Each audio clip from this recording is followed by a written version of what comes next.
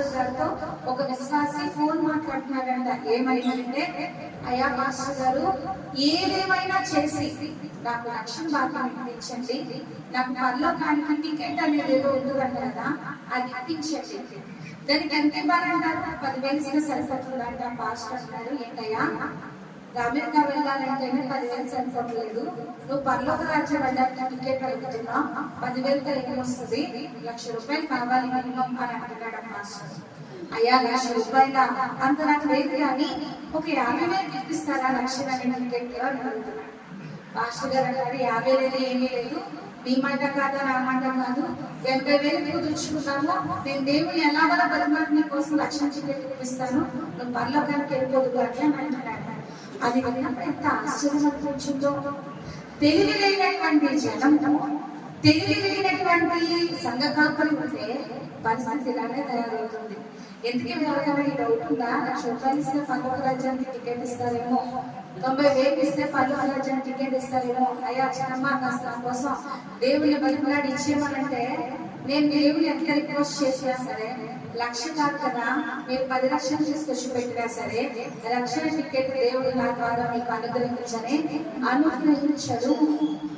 రక్షణ ఉచితము. ఎంత గొప్ప మాట చూడండి, బైబిల్లో క్లియర్ గా చెప్పబడుతున్నది. రక్షణ అనేది పూర్తిగా ఫ్రీ, పూర్తిగా ఫ్రీ. కాబట్టి మనకి ఈ రోజున రక్షణ అనేటువంటిది చురుకైపోయింది, రక్షణ భాగ్యం అనేటువంటిది తేలికైపోయింది.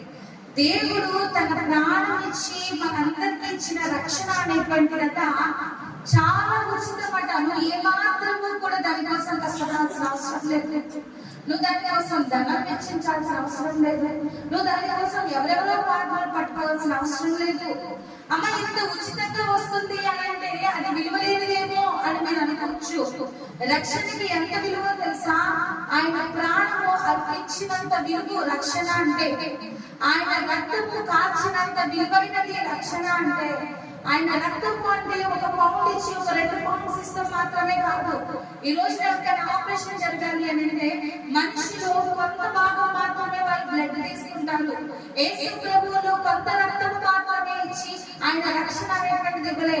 ఆయన ఆఖరి రక్తము బొట్టు కూడా కాచి మనకి రక్షణ అనేటువంటిది ఇచ్చాడు. ఈ రోజు నా బాప్తిస్మం అంటే విలువ లేకుండా పోతున్నది. మా ఆవిడ తీసుకుంటుంది బాప్తిస్మం, అందుకే నేనే తీసుకుంటున్నా.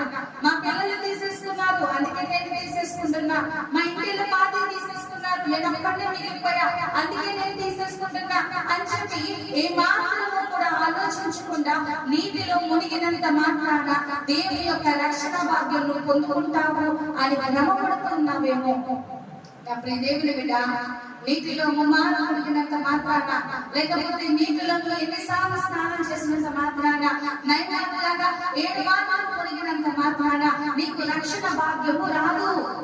బాప్తిస్మం అనగా అర్థము పాప క్షమాపణ.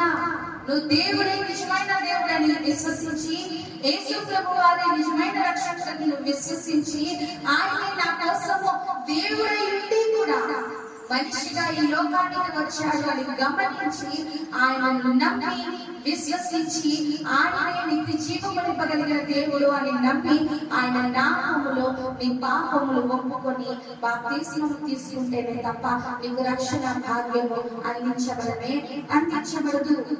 నీ పాపములు ఒప్పుకోకుండా నువ్వు బాప్తిస్మం తీసేసుకుని నేను పరిశుద్ధుడిని అయిపోయాను అని అనుకుంటే అది కేవలం నీ యొక్క భ్రమ మాత్రమే. బాప్తిస్మం తీసుకున్న నీకు పాపములు ఒప్పుకోకపోతే, నీ పాపముల నుండి బయటొలగకపోతే, నీ పాపములు విడనాడకపోతే, నాకు దేవుని బిడ్డ 1 మార్లు కాదు 2 మార్లు కాదు, ఎన్ని మార్లు మునిగినా సరే నీకు ఆ రక్షణ అనేటువంటిది అందదు.